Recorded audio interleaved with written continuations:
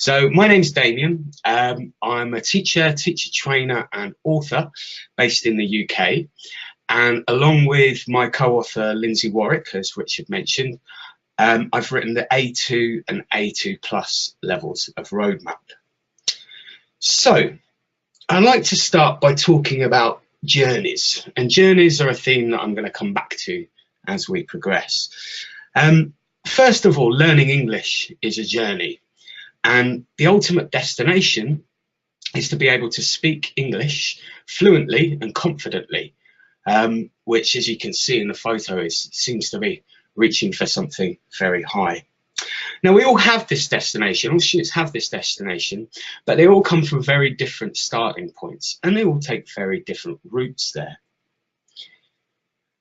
At the start of this journey, it can seem very daunting. It's difficult to envisage what success in this form looks like. All we can see above us is a very big hill or mountain or row of steps to climb. In the same way for teachers as well, when we start with a new class, it can be very daunting. I've been teaching for over 20 years now, and I still, every time I go into a new class, I worry, will they work together well? Will they like me? Will they like each other? And will they be able to work together in order to achieve this common destination? So as I said, this path to success is very long, it's very winding. There are ups, there are downs, there are lots of different routes to the same destination. And we go along this journey as we're learning English, and we might get lost at times and discover new areas that we didn't know about before. And as I said, it can seem very daunting. So how do we reach this destination? Well, I think there are 4 steps to doing this. The first of these is to know your learners. What drives them? What motivates them? What are they interested in? And what are they not interested in? Secondly, we need to set clear communicative goals with tangible outcomes. So we need to work out what the students need to do in English. Thirdly, we need to provide a roadmap or a route to achieving these goals specific to these learners by adapting the materials we have. And finally, once they've reached these goals, we need to provide an opportunity for reflection.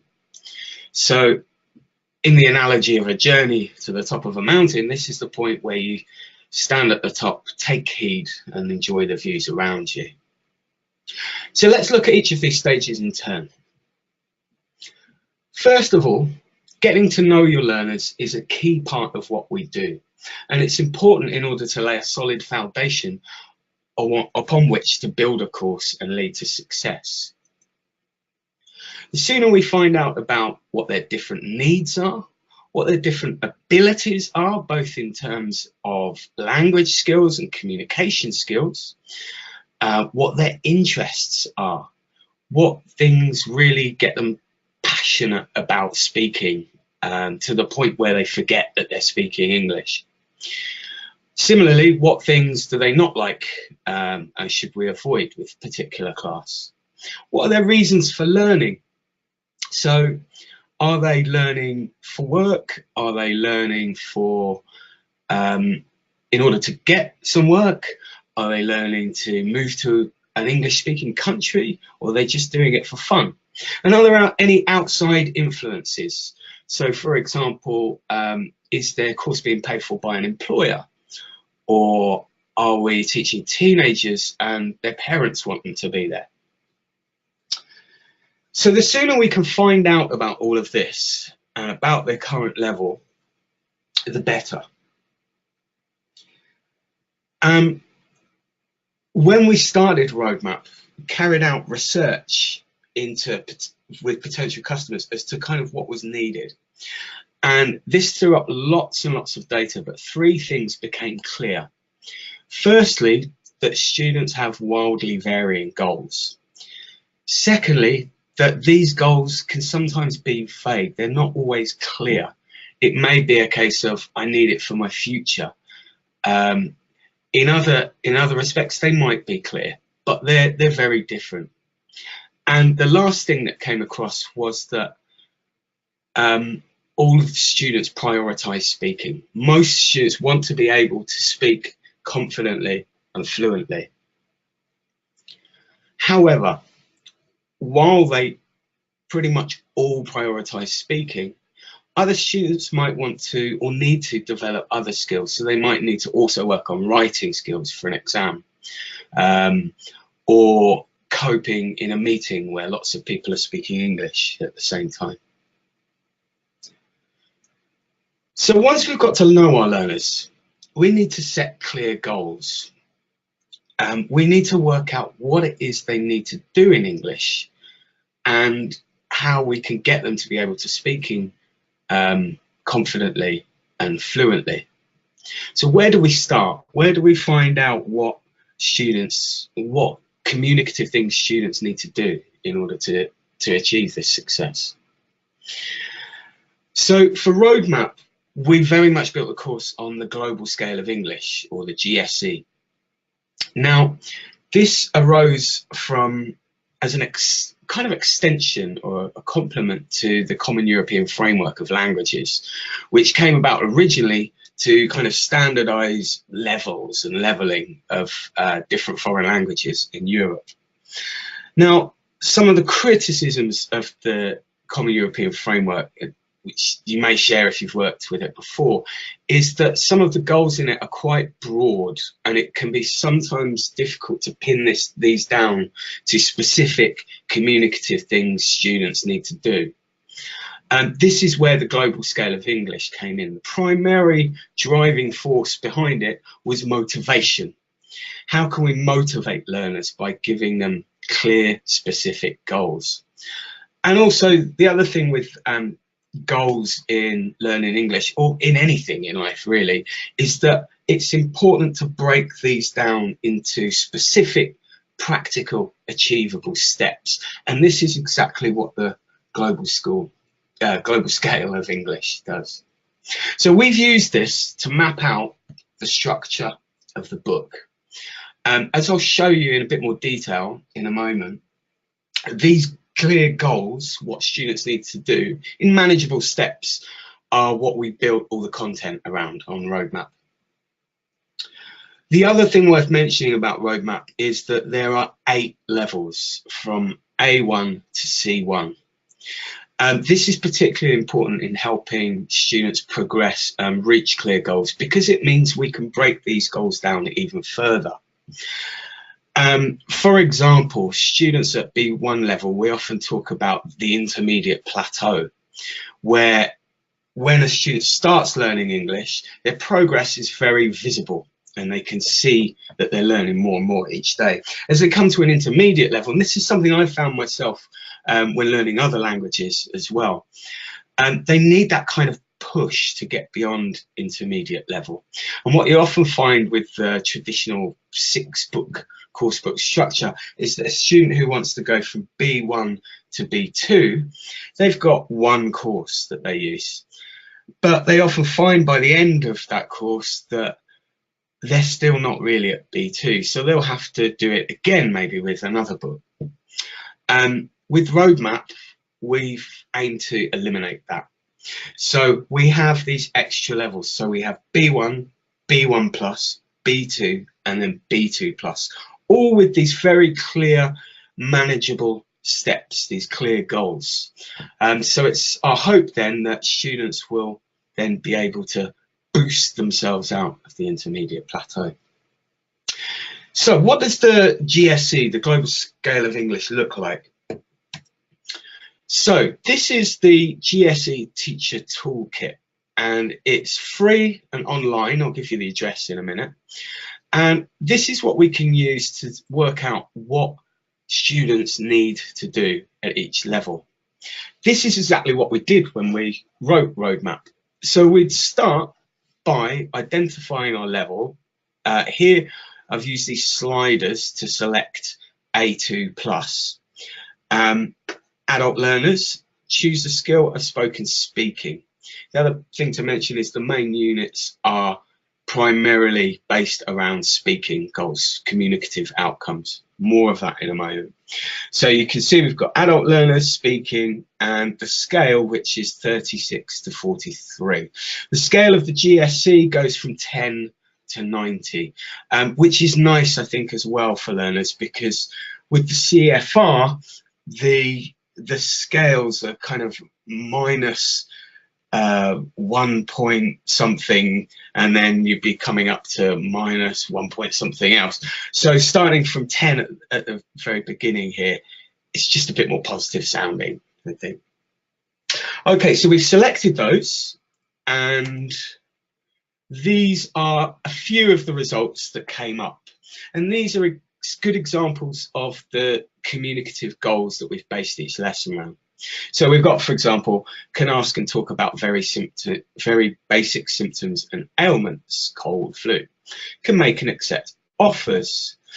Can communicate in routine tasks requiring simple direct exchanges of information. So these are all practical things that students need to do. So rather than basing a lesson around can the students use the present perfect, we're basing them around can they talk about experiences, things like that.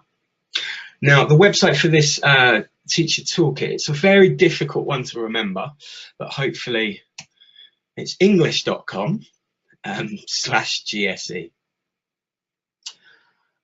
Okay, so each lesson in Roadmap is mapped to these very clear goals. So how exactly can teachers find out what their classes want and work out how best to give them what they need?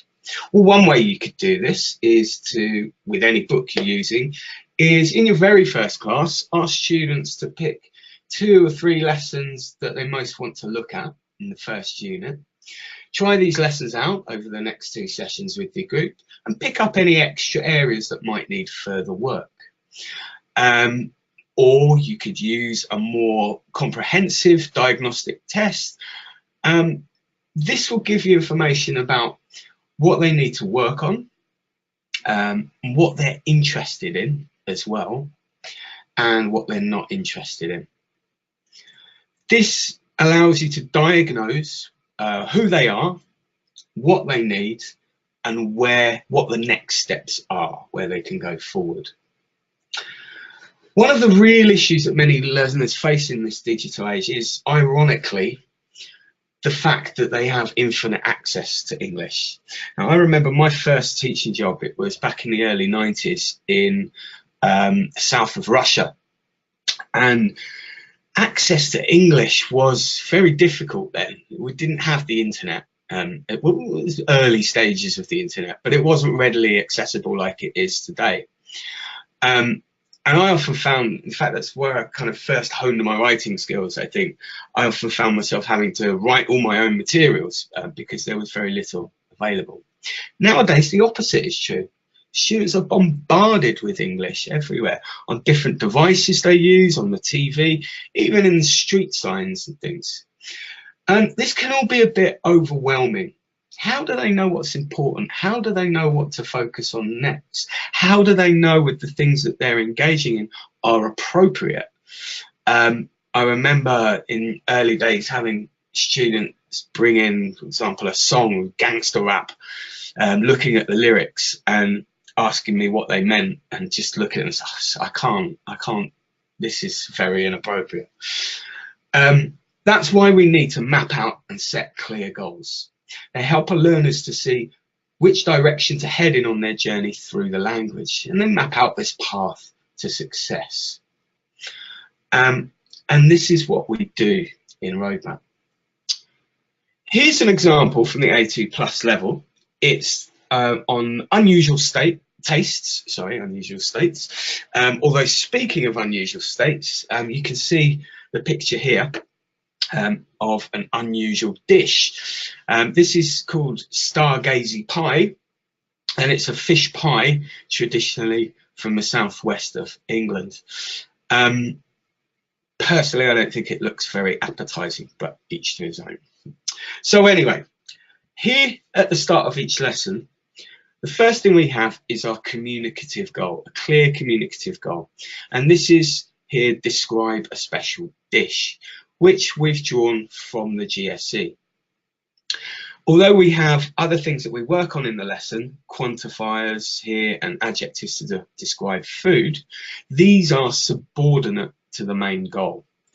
What we did when we were writing was we first selected our goal, what we want students to be able to do by the end of the lesson, and then we said, okay, right, this is what we want them to do. What do they need in order to do that? So these are essentially the tools for the task that they need.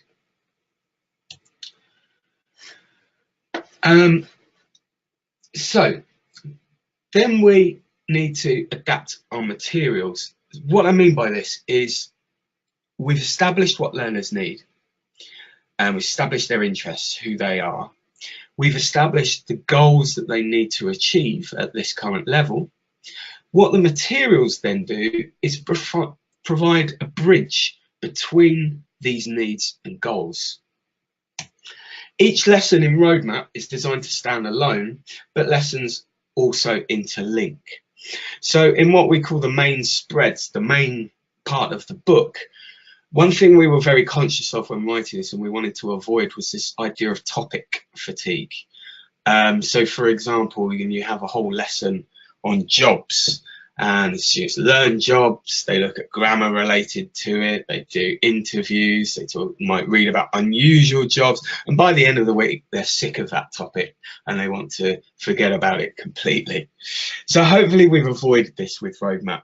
Within each main unit there are 4 lessons. 3 are well, they're all based on speaking goals, but 3 cover grammar and vocabulary, and the 4th one covers functional language.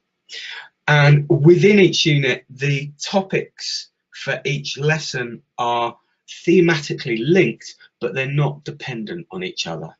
So again, we've got this flexibility where you can adapt the materials to what's relevant and interesting to your class.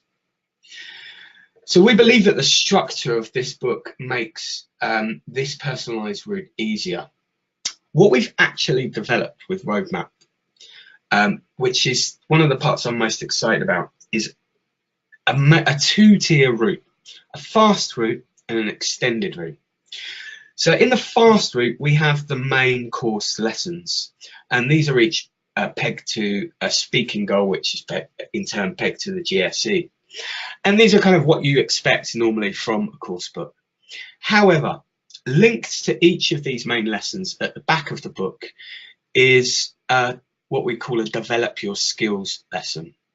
While the main focus in the main lessons is on developing speaking skills, we've added in develop your reading, develop your listening, and develop your writing linked to the main lessons in the front of the book.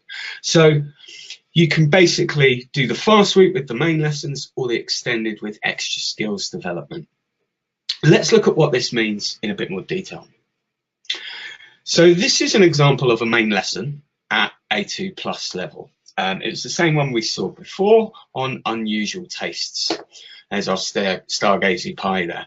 Now I have to say these other dishes, I have, since writing and researching this, I've since gone out and tried them all except stargazy pie, and they are absolutely delicious. My favourite here is poke from Tahiti, and it's like a raw tuna salad with lots of fruit and citrus. Highly recommended. Anyway, sorry, back to the main lesson.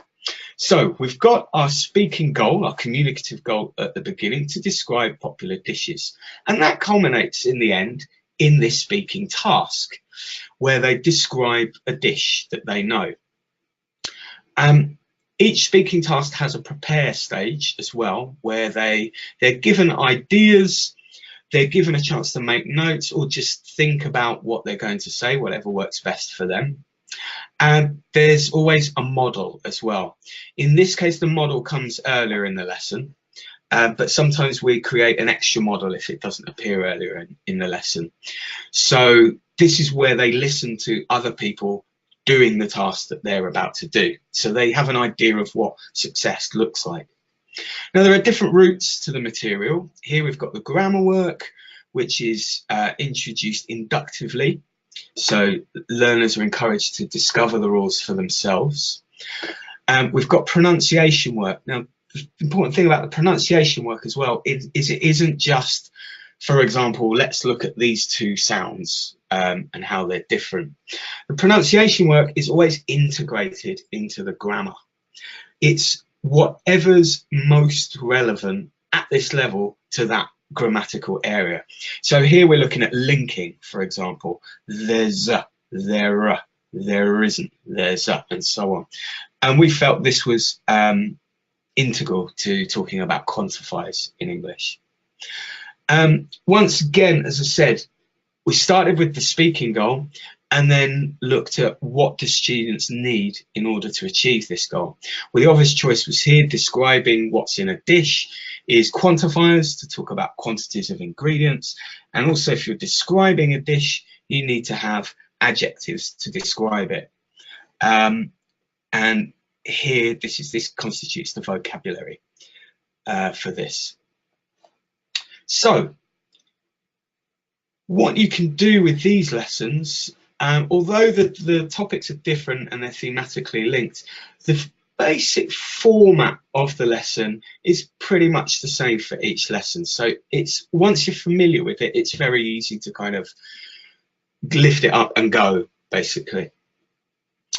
There are different routes through it. So if, for example, your class is quite fluent but not very accurate, you might want to dig into the grammar a bit more. And then you can, for example, do some extra practice with some of the other components where there's an app. I'll show you more of the components towards the end. Alternatively, if your students are quite accurate and not fluent, you might want to focus more on the input and the vocabulary and the preparation time. This is quite important for us, I think, because we want to make it, as we know, all classes are different. I'm sure you've been, as I have, in a situation before where you've got a lesson you really like and you teach it with one class and it goes really well, and then you try it with another class at the same level and it falls flat on its face. So hopefully with all these different routes you can adapt it. Now, at the end of this lesson, if you're taking the extended route, there is a linked develop your listening page. And this is what it looks like at the back of the book. So again, it's not dependent, it can stand alone, but it's linked thematically. So here they listen to a radio program where people talk about different ways of eating, different diets. So you've got people talking about trying to eat less meat. You've got people talking about eating insects, which again, I think I'd rather eat than stargazing pie. And what we do here is we're not just providing extra listening practice. What we're aiming to do is actually develop listening sub-skills. And we do this by having a clear goal, which is understand a short talk here, and identifying a sub-skill to teach and focus on. And here we've identified recognizing weak forms. We have, for each of these lessons, a focus box where we kind of teach this sub-skill and then they practice it. Let's look at that in a bit more detail. So this is also from the A2 plus level, and it's from the very first unit.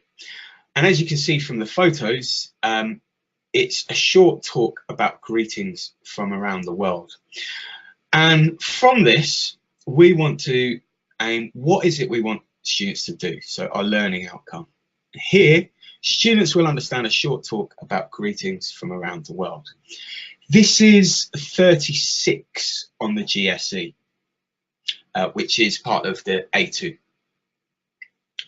Now, from this learning outcome, what we then want to do is decide what sub-skills do students need in order to achieve this type of listening. This is where we bring our more specific learning objective in.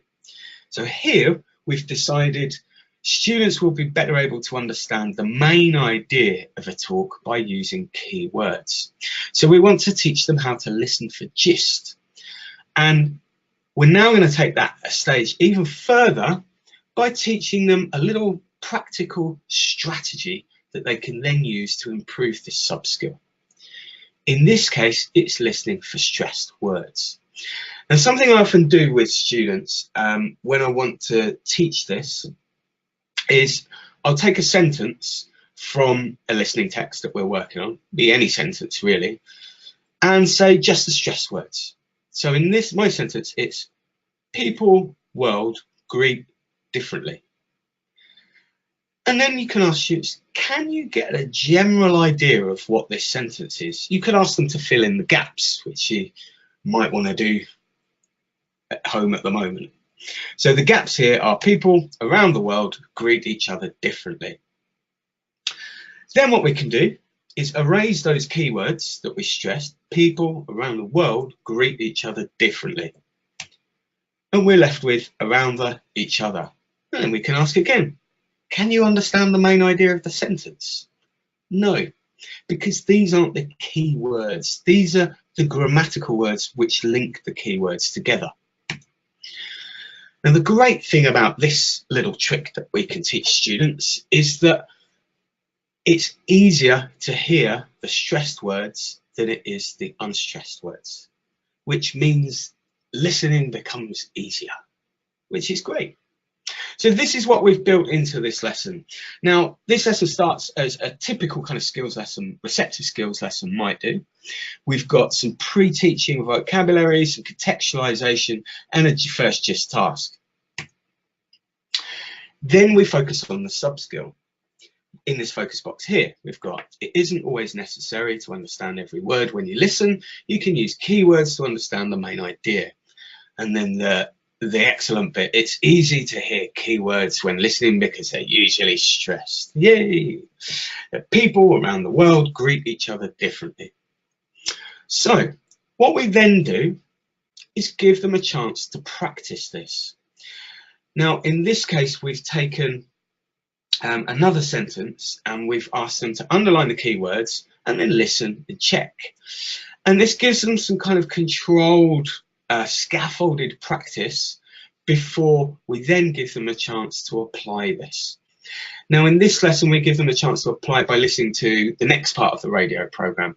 Sometimes we do this, and sometimes we do give them another similar text. And here they're having a chance to apply it by listening out for these key words. And this is a strategy, again, that they can then take outside the classroom and use in real life listening when listening to this kind of script, this kind of text. Other ways we develop skills with reading as well. It's very, very similar in a lot of ways to receptive skills. For example, the Develop Your Reading lesson in this unit, they read a text about a guy. It's a real thing, a real guy, and what he basically does, he lives in Madrid in Spain, and he has a little camera, and which basically it's attached to his chest and it takes a photo every 30 seconds. Now, over the years, he's built up thousands and thousands of photos, and some of them are quite boring, like his morning toast or the steering wheel when he's driving a car. But conversely, he's managed to capture the birth of his son, for example. So it's quite an interesting text. And what we do there, again, because it's quite a low level, we're looking at the kind of nuts and bolts. We're trying to teach reading for specific information. And how we do this is that we teach them to firstly have an idea of what it is, the kind of information that they're looking for. And secondly, to use capital letters and numbers, of which there are a lot of names and facts and stuff in this text, and then put that into practice as they kind of scan the text. Speaking, as I said, we develop in the main units because this was such a priority from the research. And the steps that are involved in this are setting a clear goal, then giving students the tools for the task. Personalization is something that is a constant theme throughout the book, and I'll return to this in a moment. Also important to give them preparation time and also a chance to reflect on what they've done. In terms of writing, certainly at the lower levels, one of the biggest problems we had with A2, one of the biggest problems, but challenges we had, was how do you get students to write something when they've got very little language to do so? Then we thought, well, you know, a lot of modern writing is very short text, and you don't actually need a lot of language. With things like social media posts, short messages on social media, things like this. So we've included quite a bit of that, posting eBay adverts, things like that. We include quite a lot of that. At the same time, we do recognise that whether we like it or not, students also need to work on more traditional types of writing for exams and things. So what we try to do is include both, a bit of everything. And again, this gives us flexibility so that you could adapt it to your classes.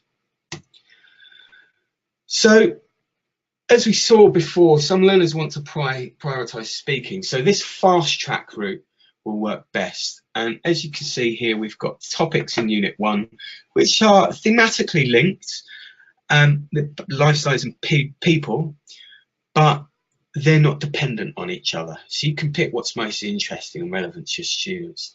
Then with the extended route, we've got these develop your listening, reading and writing lessons. You may wish to do the fast track or the extended route, depending on the length of your course, depending on what your learners need, or you can pick and choose from the extended route. So you might want to do the fast track route, focusing on speaking with some writing. Again, it's flexible for what your learners, what your class needs.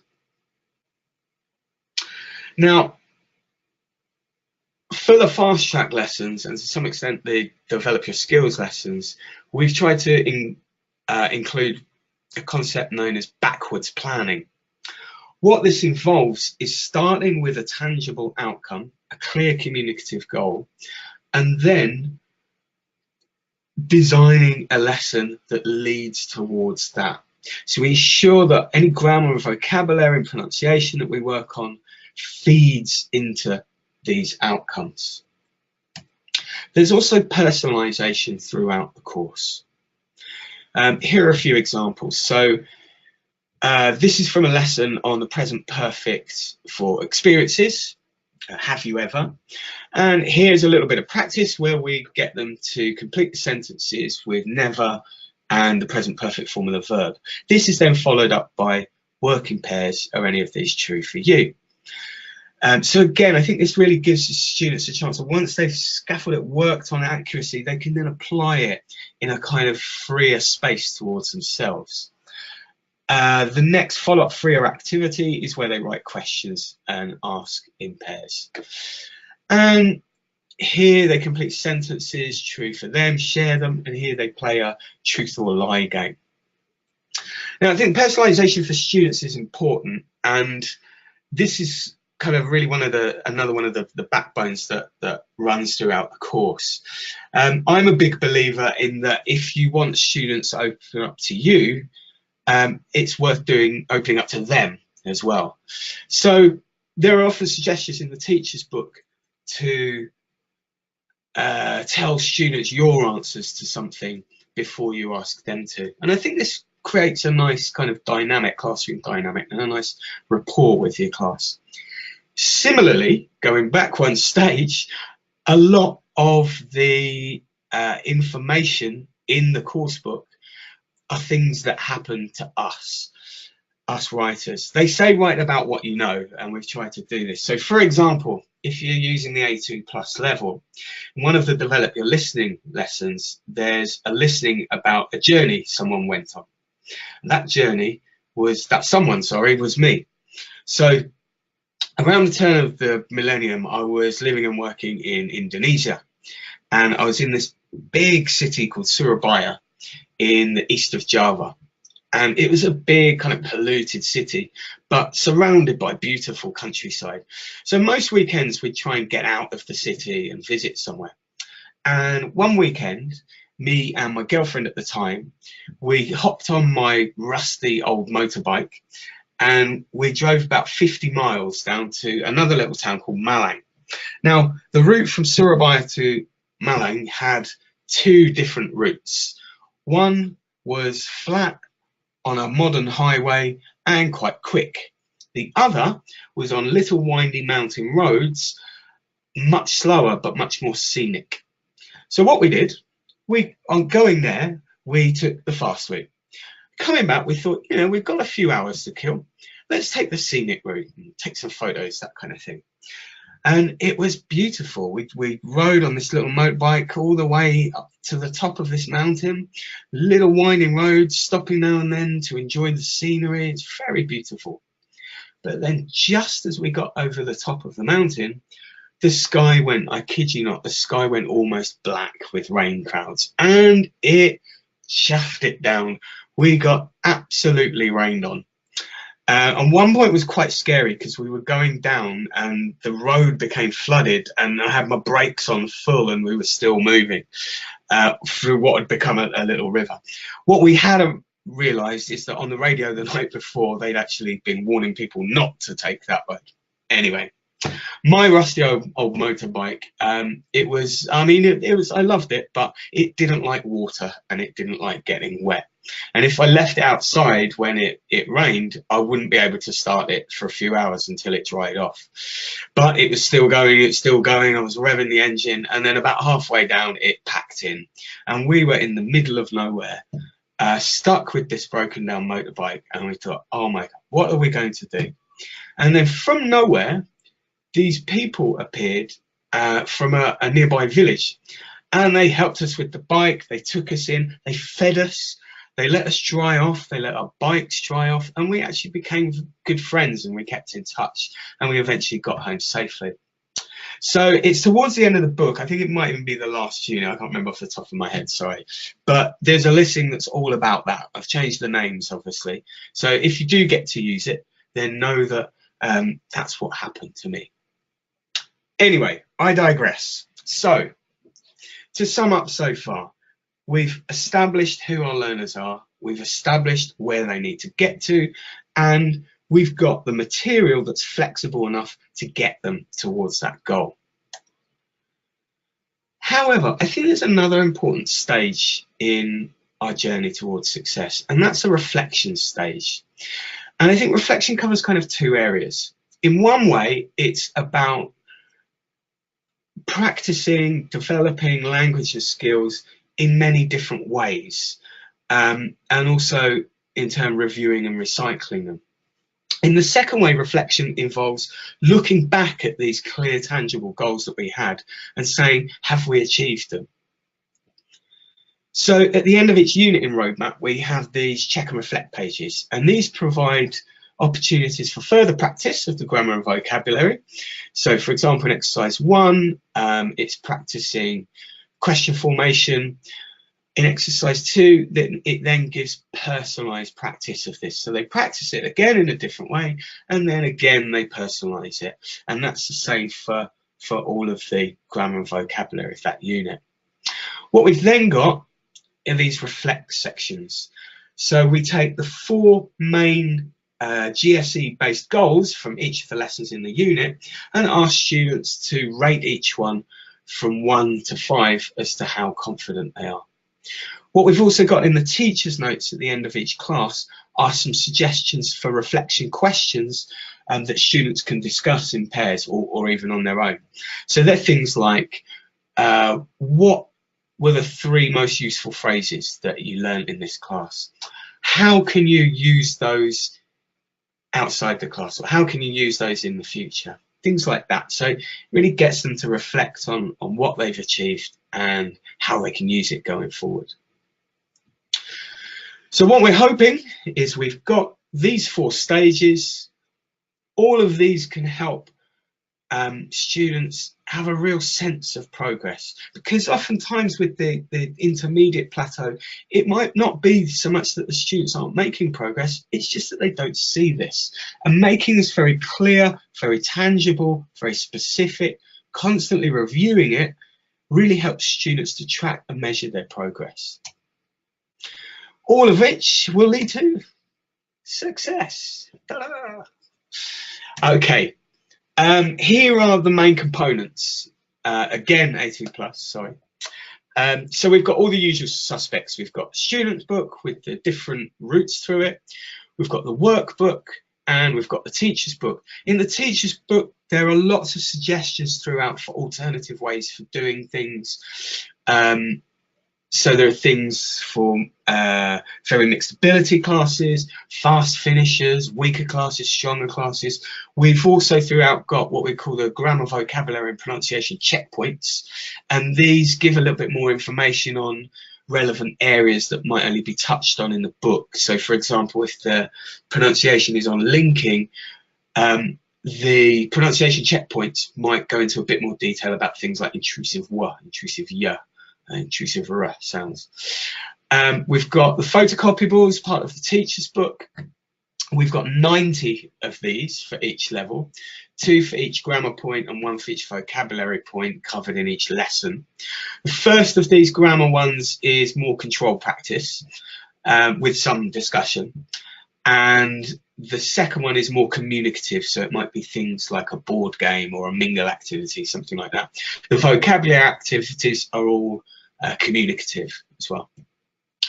We've then got My English Lab, which is, it's basically it's an online workbook for students where they can get instant feedback, and it also constitutes something of a grade book for teachers so they can track students' progress. There's also the students portal in which they can download the audio and the video, and the teacher portal, which includes all the resources, and this presentation tool which you can use with interactive whiteboards. So it's basically the students book content, but you can also do things like show the answers, you can pull out the audio scripts, that kind of thing. Also, there's an app which comes with the book. This is free for students to download, and the code is on the inside of the student's book. There's also a QR code that they can scan. And this provides extra practice for the grammar, vocabulary and pronunciation. It also contains the audio and the video.